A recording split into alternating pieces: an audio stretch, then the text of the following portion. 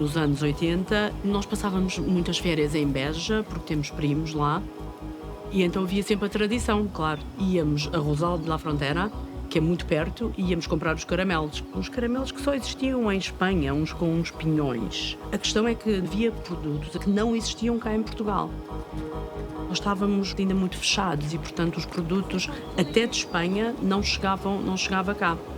Lembro-me de ter ido a Berlim e ter-me trazido uma coisa muito simples, mas que para mim foi mesmo fora do comum, que foi um estojo, pura e simplesmente um estojo com lápis, canetas, borracha.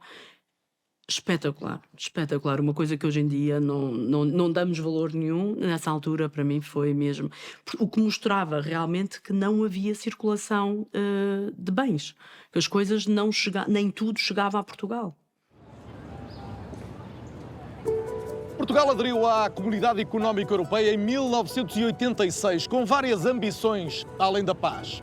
Estar naquela que veio a ser a União Europeia melhorou a vida dos portugueses e permitiu estreitar laços com os parceiros europeus. Portugal é hoje um país mais cosmopolita, com uma economia dinâmica, um tecido social diversificado e, obviamente, também uma democracia sólida. A verdade é que os portugueses, tomados por europeístas, são daqueles que revelam o maior índice de abstenção quando se trata de eleições europeias. Bruxelas parece assim estar longe, apesar do que o classe decide ter um impacto real no nosso presente e, mais ainda, no nosso futuro. Os desafios que a União enfrenta são muitos e complexos. A par dos restantes Estados-membros, Portugal tem um papel ativo a desempenhar na construção do projeto europeu. Mas afinal, como olham os portugueses para a União Europeia e o que esperam dela? E como pode Portugal influenciar o processo de transformação da Europa?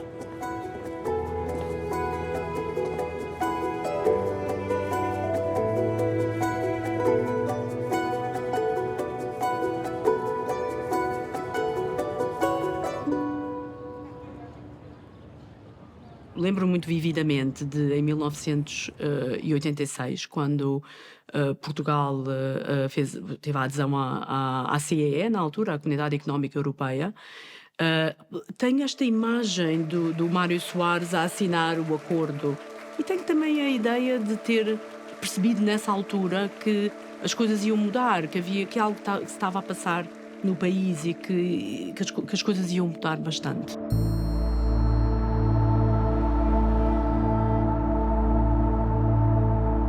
A União Europeia não tem paralelo no mundo. É um sistema único de organização política.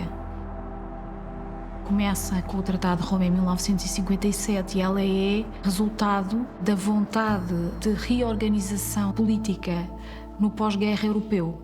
Portanto, para compreender como é que surge a União Europeia, nós temos que perceber aquilo que foi as duas guerras mundiais no início do século XX, que foram travadas essencialmente entre a França e a Alemanha e que resulta de uma grande vontade de consolidar a paz entre estes dois países. Acima de tudo, a União Europeia é um projeto de paz. A nossa família é muito unida e nós gostamos muito de nos encontrar todos aqui em Montemor, conversar sobre assuntos da atualidade, assuntos que afetem o nosso dia-a-dia, também sobre Portugal, como é que Portugal era antes da adesão, como é que é agora. O meu pai é uma pessoa que viajou muito e ele é uma pessoa que gosta muito de contar histórias. Quando não havia telemóveis, não havia internet, em que fazer um câmbio era uma aventura. Viajei por muitos países, enfrentando alguns problemas relacionados com o valor da moeda. Lembro-me, por exemplo, uma vez fui à ex-Jugoslávia e entreguei $100 para me dar em troca dinheiro local. E ele entregou-me 8 maços de notas que eu depois tive que meter um maço em cada bolso e aí ia eu para a rua fora. Levávamos com uma cacetada com câmbios malucos. Portanto, isso era antes. Isso foi antes. Portanto, nos anos 80. Da moeda única. Exato. Isto passou a ser completamente diferente. Ninguém tem dúvidas que ao longo dos últimos 100 anos, as duas datas mais importantes para a economia e até para a sociedade portuguesa foram não só a Revolução de 64, como também a adesão à União Europeia. Foi o fator mais importante da alteração do dinamismo e da estrutura da economia portuguesa e até mais da maneira como as pessoas pensam, da alteração de mentalidades, das expectativas, dos desejos económicos e da própria posição de Portugal no mundo. A grande mudança dá-se com o estabelecimento da União Económica e Monetária. O que é que isto significa? Significa que passámos a andar com euros no bolso, em vez de escudos. E isso representa o mercado único, representa a liberdade de circulação em toda a União Europeia, tanto de bens, serviços e pessoas. E os portugueses passaram a fazer parte desse espaço europeu. E isso trouxe muitas oportunidades, mas também trouxe muitos desafios para a economia portuguesa. Essa União Europeia do euro favorece quem são os países mais competitivos. E, portanto, houve aqui uma série de desafios de ajustamento que Portugal conseguiu apenas em parte ultrapassar.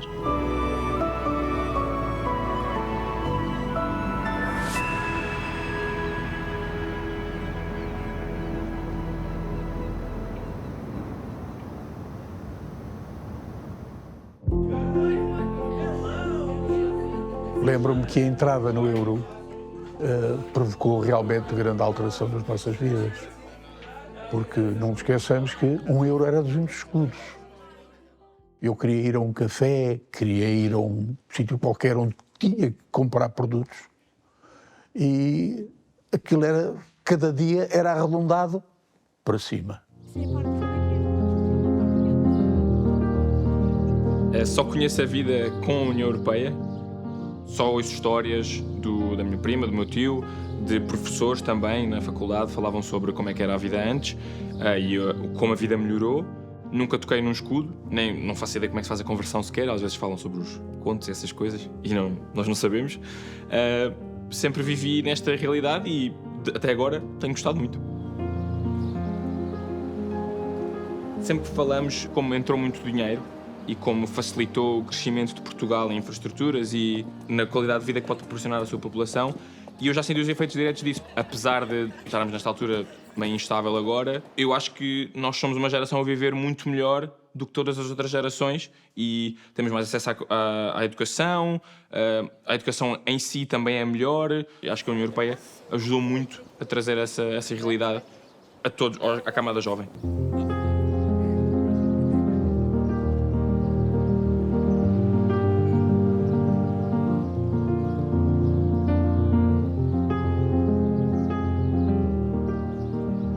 A seguir à universidade, passado uns anos, comecei a trabalhar numa empresa onde me sentia muito realizada. Comecei a ter algum contato também com a Alemanha, com o estrangeiro, que tinha que viajar também. E foi aí que comecei então a pensar em mudar-me para fora de Portugal. Levei móveis, levei muita coisa de cá para lá e, de facto, foi tudo muito simples. A adaptação também muito simples. Então, Sofia, há 20 anos, opção por ir para a Alemanha, por razões profissionais, e que vantagens de estar numa Europa unida? Realmente o facto de eu ter conseguido esta oportunidade profissional na Alemanha, onde eu vi o meu certificado académico ser reconhecido lá. Portanto, tudo o que valia em Portugal vale na Alemanha. Exatamente. E no plano pessoal, ainda foram 2 décadas longe de boa parte da família, como é que se resolvia isso? Pois, realmente, quando uma pessoa está imigrada, as saudades apertam muito e é mesmo necessário usar a tecnologia. E tudo isto melhorou muito durante os últimos anos e também o preço, não é? Portanto, poder estar a falar com a família através de vídeo e, claro, com preços muito mais acessíveis. Foi mesmo muito, muito importante. Sofia, entretanto, a decisão de voltar. O que é decisivo para alguém que está fora do país um dia decidir que quer voltar? A minha empresa investiu cá em Portugal, abriu um escritório grande cá e pediu-me então para vir para cá também. E foi uma alegria. E foi muito bom mesmo.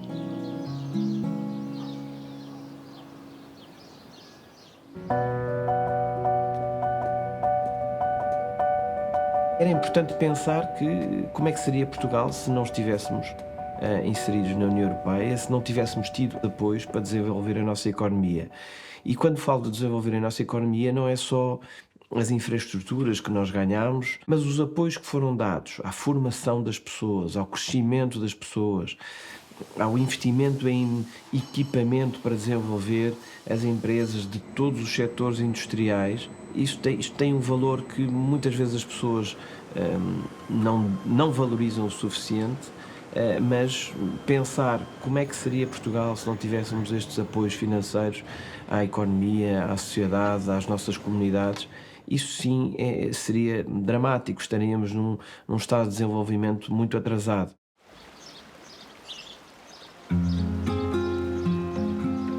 A Riopel nasce da iniciativa do meu avô e da minha avó em 1927, num pequeno moinho que temos situado aqui atrás da empresa.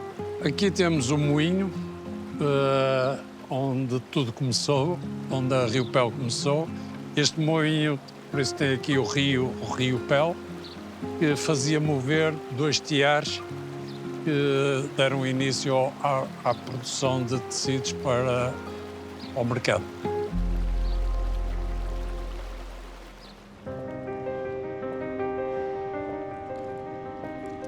O meu avô, a partir desse moinho, foi crescendo e foi fazendo mini fábricas, sobretudo com o objetivo da produção de uns tecidos que se chamavam os cotins.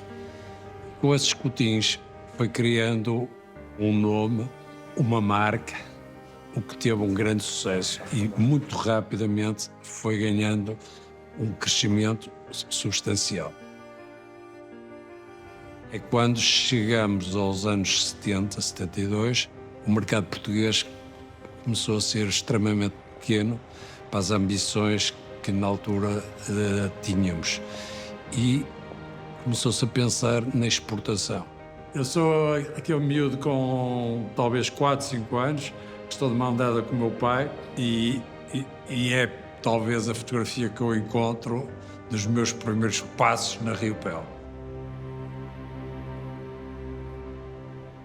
O processo de adesão à União Europeia é um processo que abriu nas nossas cabeças uma ideia que ia ser um Eldorado, porque de um momento para o outro mais países iriam se abrir às exportações da Riopel, mas também havia a parte contrária, não é? Fomos deparados com uma concorrência, países como a China, o Paquistão, a Índia, começaram a fazer uma entrada na Europa preços perfeitamente, nós chamávamos de dumping. O custo de 1 metro de tecido era mais barato que o nosso custo da matéria-prima.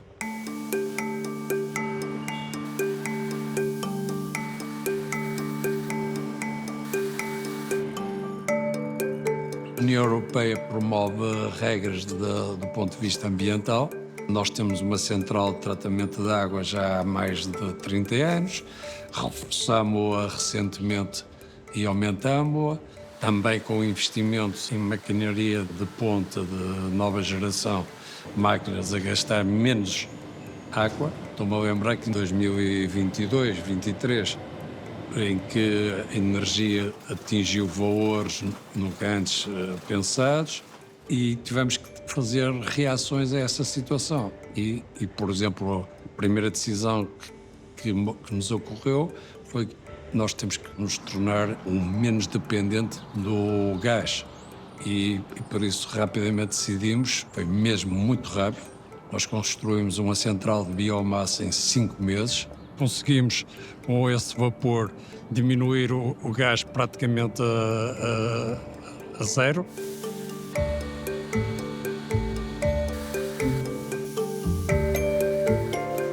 Eu acho que nós não podíamos hoje sequer pensar em estarmos dentro da União Europeia. Há que ter a realidade que nós somos um pequeno país. Entramos para uma família onde somos mais. A única coisa que eu pretendo também é que a União Europeia nos proteja, um bloco que nos proteja das agressividades que temos no mercado, e acho que o sucesso da Riopel é estar sempre com a preocupação e com a paixão de fazer mais e melhor para podermos vencer a dificuldade que temos a dificuldade de um mercado muito competitivo.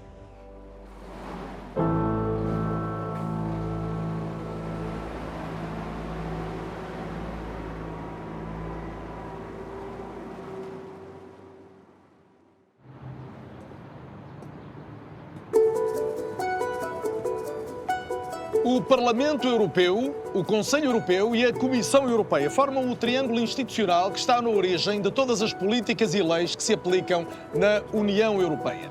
A Comissão propõe e depois os governos no Conselho e os deputados no Parlamento têm de conseguir entender-se. São longas negociações em que o compromisso desempenha um papel fundamental. E é nas eleições europeias que os portugueses escolhem os representantes em Bruxelas ou Estrasburgo.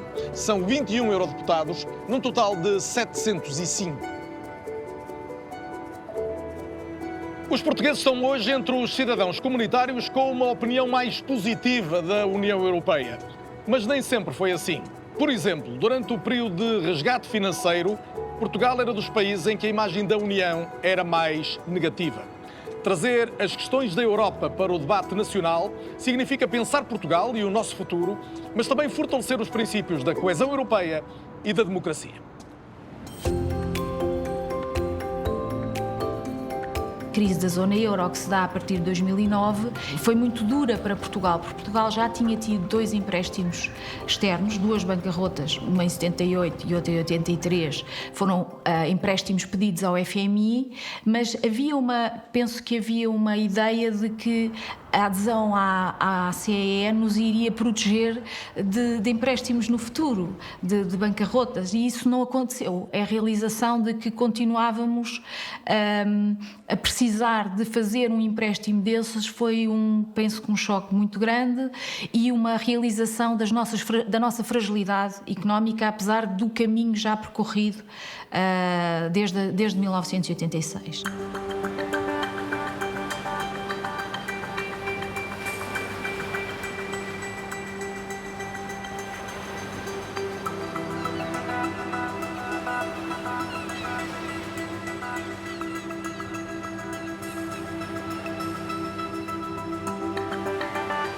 A Europa foi solidária na crise da pandemia e não foi solidária na crise da zona euro. Na crise da zona euro, a União Europeia forçou os Estados individualmente a assumirem as suas responsabilidades em relação aos seus problemas de finanças públicas, adotando políticas de austeridade. No caso da pandemia, a União Europeia assumiu uma missão de contribuir para a solução dos efeitos da pandemia e da crise inflacionária em toda a União Europeia, e isso significou que a Europa esteve solidária. Quando nós agimos em conjunto, obtemos melhores resultados.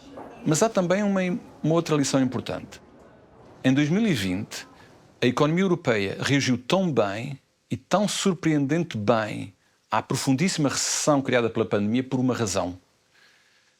Porque a situação orçamental de todos os países da área do euro da União Europeia era, em 2019, muito melhor do que estávamos em 2007 ou em 2008, no alvorecer da crise financeira ou depois das dívidas soberanas. E isso significou que cada país, seja Portugal, seja a Eslováquia, a Grécia ou mesmo a Alemanha, teve, em 2020, uma capacidade de reagir à crise, uma capacidade de promover uma política expansionista muito maior do que foi aquela que tínhamos em 2008. Na verdade, essa é uma grande lição da comparação dessas duas crises.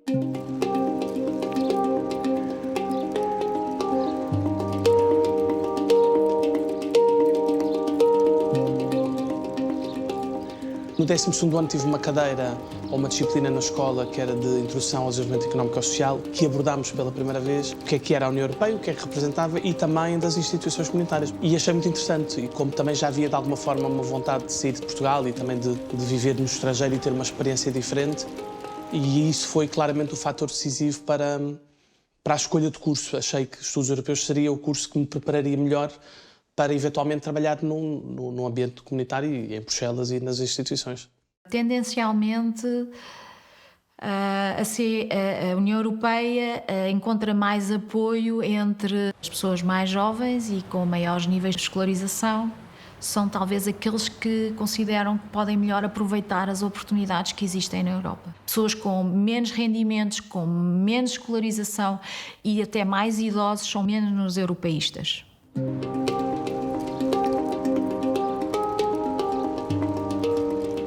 Desde que cheguei não me senti diferente dos outros, até porque na realidade desta cidade há mais estrangeiros quase que às vezes belgas e, portanto, nesse sentido não. E às vezes foi logo um dos benefícios diretos do que é estar no espaço comunitário, que é sair de Portugal com malas, com roupa e livros, e instalo-me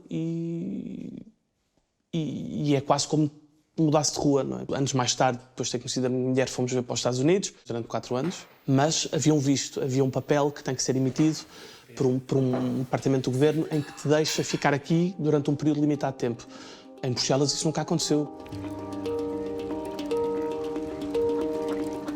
Eu vivo na cidade de Bruxelas, relativamente perto do centro, estou muito perto também do trabalho, estou perto do quarteirão europeu.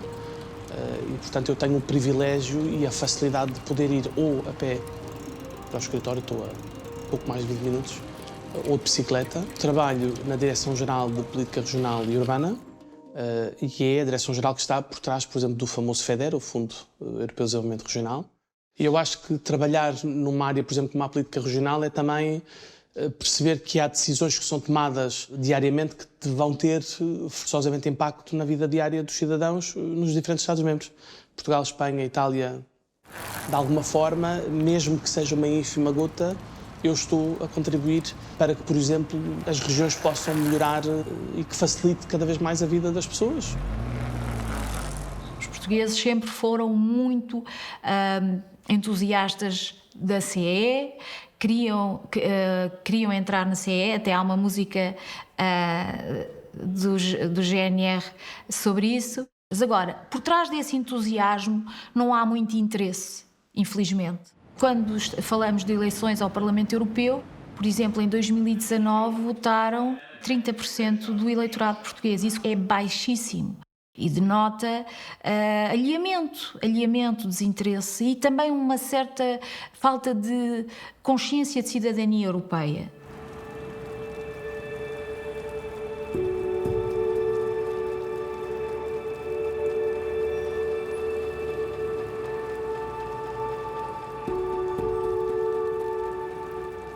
Portanto, a Europa tem que entrar mais para os debates em torno quando existem eleições legislativas. É muito importante que os partidos discutam e expliquem quais são as posições que têm em relação às políticas que estão agora a ser preparadas na Europa, em relação à Ucrânia, em relação à reforma institucional da União Europeia, em relação às políticas económicas, tudo isso que tragam para o debate nacional. Trabalhar em Bruxelas e na Comissão fez-me realizar também que é muito importante participarmos ativamente na vida em sociedade, porque a verdade seja dita, as estruturas que existem tomam decisões que vão ter impacto na nossa vida diária, e eu falo disto enquanto cidadão e não enquanto funcionário da Comissão Europeia. Em Bruxelas e na Bélgica, eu sinto-me europeu. Guardo alguns traços portugueses, portanto, português vou ser sempre, mas sou, acima de tudo, eu diria um misto de europeu com belecharois e, naturalmente, de português. Não há Europa sem cidadãos, não há Europa sem cidadãos informados, sem pessoas que conheçam a realidade do que se faz na Europa, do que se decide em Bruxelas, e que estas decisões que se fazem em Bruxelas têm impacto na vida das pessoas. E se têm impacto na vida das pessoas, elas devem ser as primeiras a serem informadas e a participarem nessa tomada de decisão.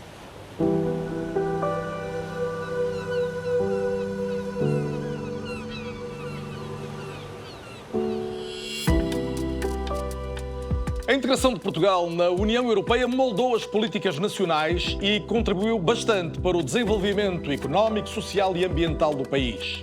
Os fundos comunitários e os programas de coesão foram importantes para construir infraestruturas, mitigar as disparidades regionais e fortalecer as instituições. E enquanto a liberdade de circulação abriu novas oportunidades aos portugueses, a transformação da agricultura e da indústria veio alterar a paisagem económica do país. Portugal mudou com a adesão em 1986, mas a União Europeia também está diferente. Depois da crise das dívidas soberanas, do Brexit e da pandemia, a Europa enfrenta novos desafios. Temos a guerra na Ucrânia, o alargamento a novos países e a ascensão dos populismos, mas também o combate às alterações climáticas, os fluxos migratórios e o afastamento da China. Tudo isto completa o desenho de um futuro incerto.